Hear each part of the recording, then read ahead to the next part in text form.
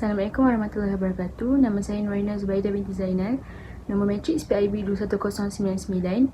Pada hari ini saya akan menerangkan tentang asobah.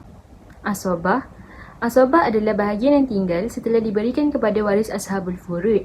Sebagai ahli waris penerima bahagian yang tinggal, ahli waris asobah ada yang menerima bahagian yang banyak, ada yang menerima bahagian yang sedikit, dan ada yang tidak menerima bahagian langsung kerana telah habis diberikan kepada waris ashabul furud. Asobah terbahagi kepada dua, iaitu asobah sababiyah dan asobah nasabiyah.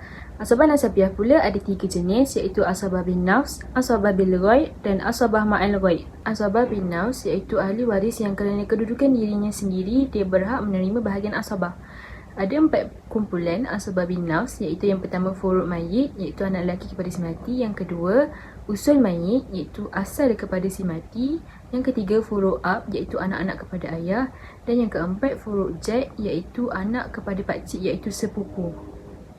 Keadaan waris asobah bin nafs ada 3, iaitu yang pertama, dia akan dapat semua harta jika dia seorang. Contohnya seorang mati meninggalkan ayah, maka ayah akan dapat semua harta tersebut. Yang kedua, dia akan mendapat baki bahagian setelah dibahagikan kepada ashabul furud. Contohnya, seorang mati meninggalkan ibu dan ayah, maka ibu akan dapat 1/3 dan ayah akan ambil baki keseluruhan harta. Dan yang ketiga, jika seluruh warisan habis, dia tak akan dapat harta tersebut. Contohnya, seorang mati meninggalkan saudara kandung perempuan, saudara perempuan seayah, 2 saudara perempuan seibu dan bapa saudara. Maka saudara kandung perempuan akan mendapat 1/2 bahagian, saudara perempuan seayah akan dapat 1/6 bahagian, 2 saudara perempuan seibu akan dapat 1/3 bahagian, dan maka bapa saudara akan ambil asobah. Seterusnya asobah bil ghaib, iaitu asobah bersama dengan orang lain, iaitu seseorang mewarisi harta pusaka apabila si mati meninggalkan waris lelaki dan waris perempuan yang sama darjat, di mana bahagian mereka telah ditetapkan, iaitu bahagian waris lelaki adalah 2 kali lebih daripada bahagian perempuan. 4 golongan asobah bil ghaib, iaitu anak lelaki dan anak perempuan, cucu lelaki dan cucu perempuan, saudara seibu sebapa lelaki dan saudara seibu sebapa perempuan, dan saudara sebapa lelaki dan saudara sebapa perempuan. Dengan mewarisi secara asobah, waris perempuan tersebut tidak lagi mewarisi secara fardu. Contohnya, seorang mati meninggalkan anak perempuan. Jika dia seorang diri, maka dia akan mendapat secara fardu, iaitu 1/2 bahagian.